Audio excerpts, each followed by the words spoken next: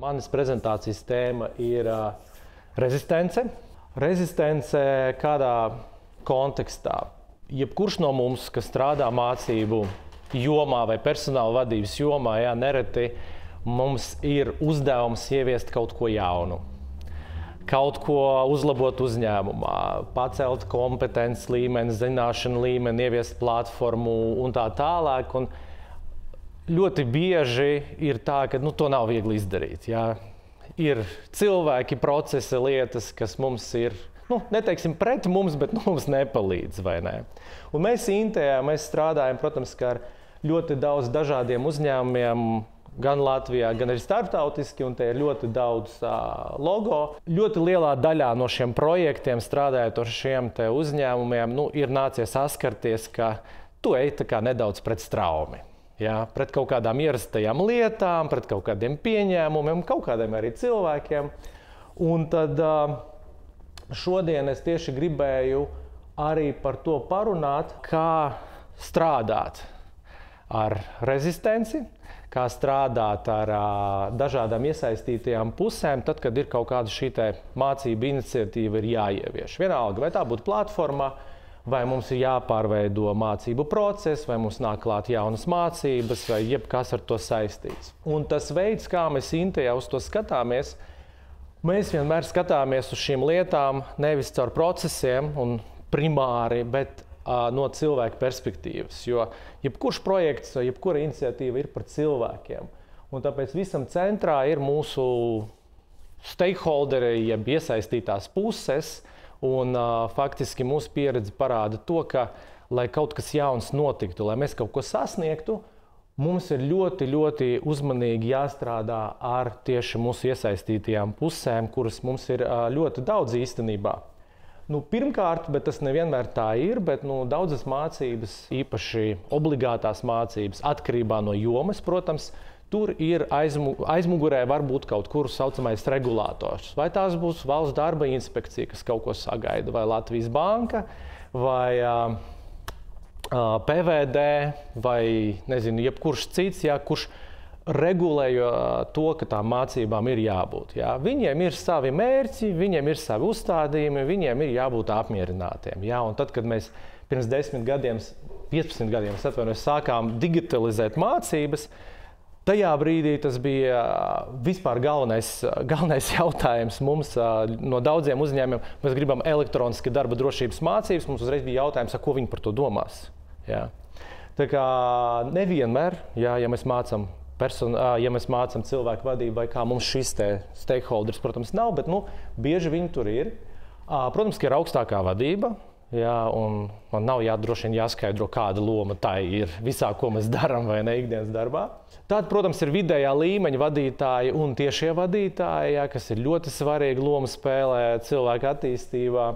Eksperti, ja mēs mācības taisam iekšienē īpaši, tad, teiksim, tas eksperts, kas mums ir, viņš ir arī mūsu darbinieks, viņš ir arī eksperts, viņam ir kaut kāda uzpleču uzņēmumā, viņiem arī ir jābūt apmierinātiem šajā procesā. Un, protams, ka svarīgākais ir, tas tur kaut kur paslēpies apakšā, bet ir tas mūsu apmācāmais, kurš, protams, kā mēs Intejā vienmēr mēģinam arī ar klientiem runāt un pozicionēt jebkuru projektu, ir, ka gala klients jau ir apmācamais.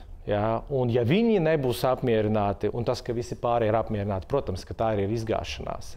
Parunāsim par katru nedaudz detalizētāk un atgriezīšos pie šiem regulātoriem. Mēs ļoti bieži strādājām ar projektiem, kuri ir kaut kādā veidā tiek regulēti. Gan medicīnas jomā, gan banku sfērā, protams, darba drošība mums visiem ir aktuāla visos uzņēmumos. Skaidrs, ka regulātors, galvenā problēma ar regulātoriem ir tāda, viņi nav mācību uzņēmumi. Mācības un šis jautājums viņiem ir ļoti, ļoti pakārtots, līdz ar ko viņi ļoti bieži uz to skatās ar nedaudz novecojušu perspektīvu. Ko tas nozīmē? Viņiem interesē, viņiem ir jāatskaitās, viņiem jānodrošina, ka viss notiek pareizi, un viņi mēģina visu izmērīt. Bet nav nevienam noslēpums, ka kaut ko mācību jomā izmērīt vienmēr ir grūti, līdz ar ko arī viņu prasības ir parasti novecojušas un nav vērstas uz kvalitāti, jo viņi vienkārši nezina, kā vērtēt mācību kvalitāti. Līdz ar ko viņi vērtē kvalitāti stundās, vai ne? Viņi vērtē civilās aviācijas lietās, tur ir testi, tad tur pareizi atbildēt jautājumu skaitu un tā tālāk, kam nevienmēr ir saistība ar reālo dzīvi. Un tas mums var radīt problēmas. Viens ļoti labs piemērs ir, tas man liekas nebija Latvijā, man liekas tas bija vienā no projektiem no Amerikas, kur vienkārši tā kā likumā rakstīts 8 stundas, mācības tika ar skaņu speciāli uztaisīts tā, ka tu nevari par tām staigāt ne uz priekšu, ne uz atpakaļ, un tur ir tās 8 stundas, ja tu neesi 8 stundas klausies, tu nedabūsi, kā saka, to pabeigšanas ķeksīti un nekas nebūs. Un cilvēks sēž un atklausās un neviens nav apmierināts, vai ne? Tiešais vadītājs nav apmierināts, jo atrāva cilvēks no darba, darbiniekam tur vispār nav par ko priecāties, un tas viss ir, kā saka, waste of time, vai ne? Kas ir labi? Ja Covid izdarīja kaut ko labu, tad šiem te visiem regulātoriem nācās kaut ko ar to darīt. Kā nu kuram sanāca, un dažādi piemēri tur ir, bet Covid ir atstājis pozitīvu efektu. Bet ko es gribētu teikt, ka mūsu pieredze Intejā ir ļoti pozitīva ar regulātoriem, biežāk nekā retāk, ja ar viņiem runā. Ļoti labs piemērs mums ir bijis no banku sfēras, kur tā pati noziedzīgi iegūto līdzekļu legalizācijas novēršana, kas ir obligāts mācības visiem, kas bankā strādā, no sētnieka līdz vadītājiem. Mums sanāca panākt to, kopā ar vēl vienu banku, ka tā kā tās mācības tiek katru gadu veidot, nepieciešams nolikt šīs mācības, panākt to, ka cilvēki var neiet cauri mācības, ja viņi noliek testu. Ja? It kā maza lieta, bet visai bankai iekonomēja 1000 darbinieku stundu, jo cilvēks varēja izvēlēties, ja viņš šīs mācības ir gājis iepriekš, tad viņš var mēģināt nolikt testu. Ja viņam ir ļoti augsts šis testa nolikšanas procents, viņam nav jāiet mācības, un Latvijas banka uzskata, toreiz tas vēl bija FKTK laikos, viņus tas apmierināja. Ja? Jo tas, ko darīja atkal uzņēmums, nevis vienkārši dzīvoja ar to, kas ir, bet runāja, pierādīja, bija pilots projekts, tad parādīja arī citās valstīs, un beigās regulātori, vismaz 4 valstīs, ir ar to apmierināti. Ja? Un tāpat arī ar valsts darba inspekciju kādreiz darba drošības mācības tika panākts, ka viņiem pamainās. Ja? Tā kā, ja jūs kaut kur tiekat regulēti, vai no ārpuses jums uzliek kaut kāds pienākumus, un tās nepalīdz mācību kvalitātei, mans ieteikums ir runāt ar šiem cilvēkiem, viņi to nedara speciāli, viņi visticamāk vienkārši neredz citu veidu, kā nodrošināt kvalitāti. Ejam tālāk. Augstākā vadība lemj, vai mums būs nauda vai nebūs nauda. Ja? Nevienam nav noslēpums. Viņi uz lietām skatās strateģiski. Un tad, kad mēs atnākam ar kaut kādām mācību vajadzībām, ja mēs neesam tajā strateģiskajā līmenī, tad tā ir 8, 20 un 1000, kura tur prioritāte. Tas, ko mēs savā darbā esam iemācījušies, ir, ka ir jārunā strateģiskā līmenī. No sērijas, ja šobrīd uzņēmums un vadība uz visiem ekrāniem runā par ilgspējību, tad arī mums nākot ar to ideju, projektu, iniciatīvu, ir jābūt tai ilgspējībai. Ja viņi runā par to, ka mēs esam klientu orientēti, uz klientu vērsti, tad jebkas, ko mēs darām, mums jāmēģina tas sasaistīt ar tiem strateģiskiem mērķiem, jo būsim godīgi, tam uzņēmuma vadītājam, viņam arī vajag saturu, par ko runāt. Un tad, kad viņš ies uz āru, un viņš stāstīs, cik mēs CIA, ABC esam forši, jums ir jābūt tiem, kas viņam iedod to redzību, bet mēs vēl taču arī mācībās esam ilgspējīgi, uz klientu orientēti. Vienalga, kas ir tas viņa tā aktualitāte. Ja? Jo viņam ir tā stratēģija, viņam ir tie 5 slaidi, ar kuriem viņš iet gan uz ministriju, gan pie klientiem, gan pie investoriem, gan pie darbiniekiem. Mums ir jābūt tajā kontentā, mums ir jābūt tajā plūsmā. Protams, kas nenormāli labi, ja mēs varam atdevi, tā saucamo return on investment parādīt, ja? Kas ir atsevišķi ļoti liela tēma, par ko aicinu mūsu YouTube kanālā skatīties. Mums ir vairākas epizodes, man šķiet ir. Tā ir atsevišķa tēma, bet viņam vajag to pamatojumu. Finanšu vadītājs saka, kas notiks, ja mēs visus šos cilvēkus apmācīsim un viņi aizies, un CEO atbild ir, kas notiks, ja mēs neapmācīsim un viņi paliks. Ja? Mums ir jāspēj ar to CEO, ar to uzņēmumu vadītāju runāt un parādīt to, ka tā ir tā investīcija, kur ir atdeve, un tā investīcija iet kaut kādā kopējā bildē, kur mēs kā uzņēmums virzamies. Nākamais, un manuprāt, visnenovērtētākais iespējams mūsu segments, ar kuru mums jāstrādā vai kuram jābūt apmierinātam ar to, ko mēs darām, ir vidējie vadītāji. Jo kā mēs te gatavojoties runājām par šo, jebkas, ko personāla mācību cilvēki ieviesīs, vidējā līmeņa vadītāji izviesīs. Tikpat ātri. Ja? Jebkāda sistēma, jebkādas mācības, jebkādas iniciatīvas, jebkādas formas, jebkādas lietas. Viss, kas viņiem traucēs, pildīt viņu ikdienas darbus, ja? Sasniegt to rezultātu, kas manā, iecirknī, nodaļā, veikalā, klienta apkalpošanas centrā jāsasniedz, jebkas, kas man tur traucēs, viņi atradīs veidu to sabotēt. Un tur mums ir miljons piemēru, jo viņam ir šis te ļoti reālais skats uz dzīvi, tāds pārspīlēt, reāls, pārspīlēt, piezemēt. Vairāki, es teikšu godīgi, manā karjerā vairāki ļoti veiksmīgi projekti bija saistīti ar to, ka viņi bija apmierināti tieši šis te līmenis. Ja. Supersens piemērs mums bija Rimī, kad viņi pirmoreiz viesā platformu, ko mēs viņiem arī izstrādājām. Viņi būdami, viņi zinot šo ļoti labi, jau iepriekš no visiem pārējiem projektiem, viņi platformas ieviešanu, emāciju platformas ieviešanu veidoja tā, ka tā tiek tehniski izstrādāta, bet pirmās mācības un vispār stāsts par to, kas tas ir, notika šajā te līmenī. Vēl darbinieki neko nezināja, bet šajā te līmenī viņi aizgāja pie vadītājiem, izstāstīja, paskaidroja, ka tagad nebūs jāved visi cilvēki uz tiem apmācību centru uz Rīgu, mēs nezaudējam naudu, nezaudējam laiku, tev būs ātrāk gatavs darbinieks darbam, visu to pārdošanas darbu izveica. Un atklājās, ka viena no problēmām un bailēm bija kāda.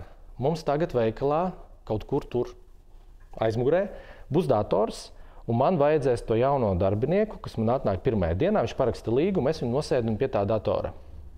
Kurš to darīs? Alfas Rimī strādā 500 vai 600 cilvēki. Tas nozīmē, ka katru dienu ir vismaz, 5, varbūt 10, varbūt 20 jauni darbinieki. Kurš to darīs? Un tad viņi ieviesa interesantu sistēmu. Viņi atrada tādus, es neatceros oficiālu nosaukumu, tādus mācību vēstnešus katrā veikalā, kas bija cilvēks, kurš kaut ko citu jau dara, bet viņam ir tādi papildu uzpleči, kurš no vadītāja, kādreiz tas varēja būt arī veikala vadītājs, kas no vadītāja paņēma to slogu, un tas bija tas cilvēks, kas var atbildēt uz tiem pāris jautājumiem, kā to lietot, kas varēja to pieskatīt. Un ar laiku arī šie cilvēki tika samotivēti, šie vēstneši, ar to, ka viņi varēja tur vienreiz gadā vai divreiz gadā, viņi dabūja klātienē pasākumu mācības tikai viņiem, viņi bija motivēti, un tas kļuva par tādu, ja sākumā tas dažiem bija tāds tikai papildu pienākums, ar laiku tas bija tāda papildu atzinība. Ja. Un tādā veidā viņi iesaistīja cilvēkus, viņi iesaistīja šos te vadītājus, noņēma no viņiem galvas sāpes, un tā lieta aizgāja. Un, es šos ciparus no galvas tagad neatceros, tas projekts bija kādu laiku atpakaļ. Rimī prāt, tas bija ļoti, ļoti veiksmīgi, un tas, kā viņi samazināja izmaksas, mācību laiku, cik ātri cilvēki tika ievadīti, tur viss bija ļoti, ļoti veiksmīgi. Tā kā vienmēr mēs Intejā skatāmies arī uz to, ja mēs kaut ko darām, kas notiks ar šiem cilvēkiem. Jo parasti viņi tā kā nav bildē. Ir darbinieki, ir eksperti, ir vadība, ir budžeti, bet par šiem cilvēkiem aizmirst. Un īstenībā viņi ir tie, kas var to, var strādāt pret mums īstenībā diezgan aktīvi. Un eksperti. Eksperti īpaši, katrā uzņēmumā ir sava situācija. Mēs Intejā ļoti daudz strādājam mūsu klientos ar ekspertiem, respektīvi tas ir iekšējais cilvēks kaut kādā jomā zinošs, un viņš tad ir mūsu zināšanu avots. Ja mēs tagad kaut ko digitāli mēģinam darīt, tad šie eksperti visticamāk vai pirms tam ir jau klātienē kaut ko pasnieguši vai webināros. Iespējams, tā ir pilnīgi jauna tēma. Eksperts ir, bet par to netika mācīts. Ilgspējība. Jā, mums ir pēkšņi ilgspējības vadītājs, tad vajag mācības, un viņš ir pirmajā reizē šajā projektā. Viņiem var būt ļoti dīvainas ekspektācijas par to, kas tagad notiks. Tie, kas ir pieredzējuši, jau zina, kas ir e-mācības platformā, ko no viņas sagaida. Mēs esam saskārušies ar to, ka eksperti nereti domā, ka no viņiem prasīs ļoti daudz, ka man ir jāizdomā, kā šīs e-mācības izskatīsies, vai tad mani filmēs. Nē, es negribu, lai mani filmē. Ko man tagad darīt? Respektīvi, ar viņiem jāstrādā un jāskaidro, tu tagad būsi eksperts. Un galvenā doma šeit ir tāda, ka viņi nav mācība eksperti. Daži no viņiem ir pasnieguši, daži no viņiem ir ļoti forši lektori, tā ir, bet ļoti daudz nav. Un līdz ar ko veidojot ar šiem ekspertiem attiecības, ir jāuzsver 100 reižu, ka tu esi satura eksperts. Bet kā mēs to tagad uzņēmumā pasniegsim? Būs tur video, ne video, spēles, ne spēles, testi, ne testi. Tas nav, par tev nav jāuztraucās. Mums ir jāizstāsta, ja tu esi, ilgspējības eksperts, ko tā ilgspējība mums CIA ABC nozīmē, kas ir cilvēkiem jāzina, jādara, kur ir jāmaina uzvedība, iedod mums šo te visu, varbūt pat ne līdz galam strukturētu, un mēs jau ar pedagoģiskajām metodēm izdomāsim, kas tas būs un kā mēs tos darbiniekus iesaistīsim. Jo arī ekspertiem nereti, pat ļoti lielos uzņēmumos, nav bildes, ja tā vienkāršot var izteikties, kas notiek tur tajā veikalā, nodaļā, noliktavā, iecirknī vai jebkur. Viņš redz to lielo bildi, bet tikai vidējā līmeņa vadītājs zina, kā to pielietot, kas nozīmē, lai mēs uztaisītu foršas mācības, mums vajag ekspertu zināšanas, bet analīzi no apakšas, kas tur notiek, lai mēs to sastruktūrētu un būtu labs produkts. Un, protams, ka eksperts mums nevar tur atbildēt uz jautājumu, kā tam jāizskatās, vai kā tam jāstrādā, vai tas ir 20 minūtes vai stunda. Tas viss ir jāpēta ļoti bieži un jāskatās, kāds tas produkts varētu būt.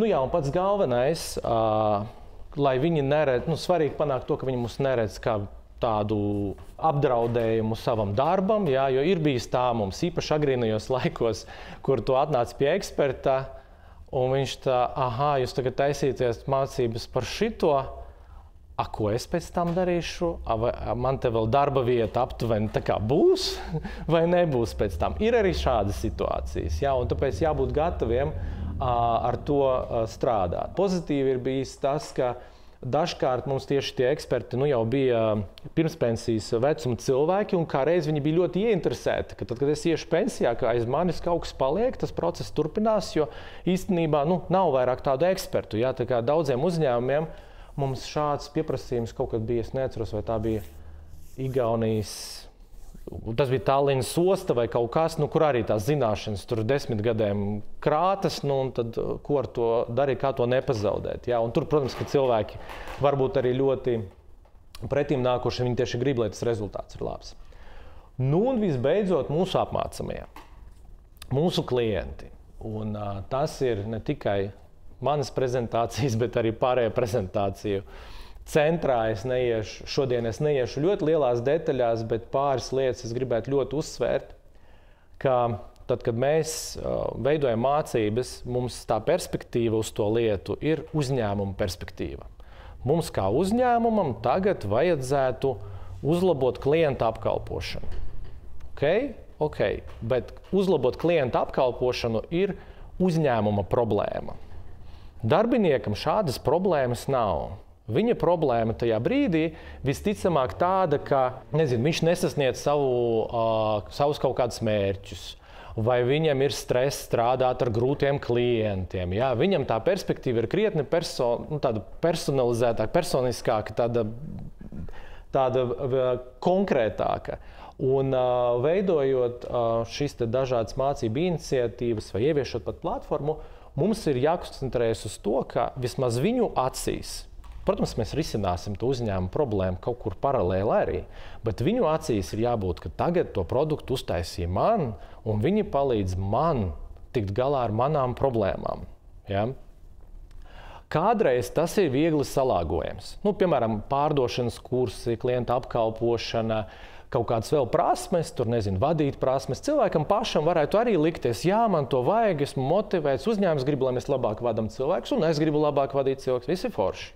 Bet kas notiek, ja mēs atnākam pie mūsu auditorijas, nereti tie ir 1000 cilvēku, nereti mūsu gadījumā tas ir 10 dažādu valstu ar tēmu, tas pats, paņemsim to pašu noziedzīgi iegūto līdzekļu legalizāciju. Tur vispār nav nekādas problēmas viņam viss ir kārtībā. Viņš apkalpo klientus, viņš zina, ko darīt, viņš zina, kā sasniegt savus mērķus, bet šīs mācības nekāda. Viņš kādreiz lido lidmašīnu un 2 lidmašīnas un tā aizlido. Tu tikai redzi, kā aizlido. Viņam aptuveni skats uz tām mācībām ir ļoti līdzīgs. Un tad mums ir jāizdomā, ko mēs ar to darīsim. Iespējams, ka viņa problēma ir tāda, ka katru gadu tas prasa 2 stundas no viņa laika. Ko mēs varam izdarīt viņa labad? Mēs varam pateikt, šogad nebūs 2 stundas, šogad būs pusstunda. Ok, jūs atrisinājāt manu problēmu, jūs iekonomējat man pusotru stundu. Ja? Tā kā uztaisīt kaut ko īsāku, vienkāršu, pieejamāku, jau ļoti liels solis, bet par ko es gribētu mudināt domāt, paņemt šo viņu perspektīvu. Jo pat, kā es teicu arī, man liekas, iepriekš, ja arī visi pārējie mūsu stakeholderi, tā saucamie, būs apmierināti, bet ja darbinieki būs neapmierināti, tas atgriezīsies atpakaļ pie augstākās vadības, pie ekspertiem, pie vidēja līmeņa vadītājiem, un tas projekts nebūs veiksmīgs. Tam projektam nebūs tā veiksmīgā projekta slāva uzņēmumā. Kopsavilkot šo sadaļu par apmācamajiem, mums ir vienkārši jāsaprot, kas ir viņu mērķi, kas ir tas, ko viņi mēģina sasniegt, kas ir tas, kas viņus interesē, un jāmēģina tur pietuvoties. Manis iepriekš pieminētais piemērs par to, ka darbiniekiem atļāva izpildīt testu, neejot mācības un tādā veidā, tikt no tā vaļā, bija tik veiksmīgs, ka principā šobrīd gandrīz viss, ne tikai konkrētas tēmas mācības, bet praktiski visas obligātās mācības uzņēmumā, kad pie mums nāk ar pieprasījumu, uzreiz pieprasa, vajag šo adaptīvo iespēju. Ar adaptīvo iespēju domāju to, ka cilvēki, kur uzskata, ka viņi zina daudz, var nospiest pogu, es zinu daudz, nolikt testu un to nedarīt. Protams, liela daļa izkrīt šajos testos un ir spiesti tomēr iet cauri, tas ir ok, bet tāpat laikā cilvēks vienalga jūtās, ka tagad, tā nav mana vaina, tā ir mana vaina, ka es nezinu, tas ir man jāpamācās, nevis viņi man kaut ko uzgrūž, kas man nav vajadzīgs. Tā kā domājam par to, kas viņa mēģinam to pārdot, viņiem to ideju un iekļauties viņu dzīvē, viņu vajadzībās. Noslēgumā, savelkot visu, ko es gribēju pateikt, ir, ka atgriežoties pie tā, ka mums ir jāsāk kaut ko darīt, mums ir jāsāk kaut ko ieviest, mēs kaut ko darām.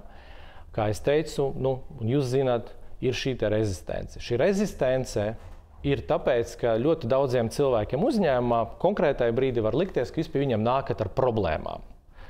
Es te nepieminēju IT nodaļu un juridisko daļu vēl. Tas ir atsevišķs stāsts. Viņi arī ir stakeholderi, viņi arī, tad, kad tu atnāc, pasaki, mums būs jauna platforma un mēs tur glabāsim persondatus, tur jau vairāk cilvēki griež vēnes tajā brīdī, un domāju, ka nē. Par viņiem es nerunāju, es šobrīd runāju tikai par tiem, kas ir tas pavisam kodols mūsu projektiem, bet jebkurā gadījumā. Ļoti bieži, kad mēs kaut ko gribam jaunu, daudzi domās, ka mēs nākam tagad ar problēmām, mēs nākam ar papildu darbu viņiem, ar papildu galvas sāpēm. Mums ir jābūt gudrākiem, mums ir jāiet uzreiz pie šiem visiem cilvēkiem, uzreiz ar risinājumu. Mums jādomā, kas ir tas viņu risinājums, kur, protams, tā atslēga ir vienkārša. Ir jārunā, jāiet ar jautājumiem, ir jāpēta un jāprasa, un tad jau, kad tu ej, tad tu esi risinājums kaut kādai problēmai. Nevis galvas sāpes, papildu galvas sāpes, vai tas būtu eksperti vai vidēja līmeņa vadītāji vai kā. Tāpēc tā auditorija nav tikai apmācāma, auditorija plašāka, domājam no šīs perspektīvas. Kā es jau pieminēju Inte kanālu YouTube, daudzas no tēmām, kuras es šeit ieskicēju, ir tur redzamas un atrodamas vienkārši YouTube. Iegooglēt YouTube Inte Learning un tas kanāls izskatīs, tur ir saturs latviski.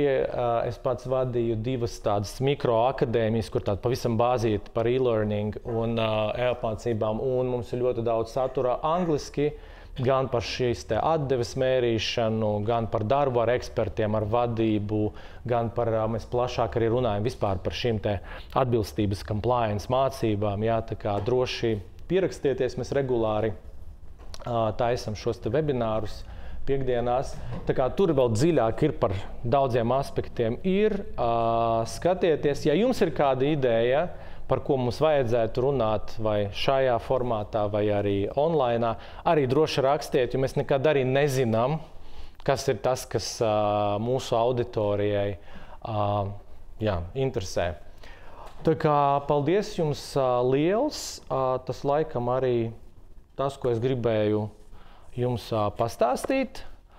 Ja ir kādi jautājumi?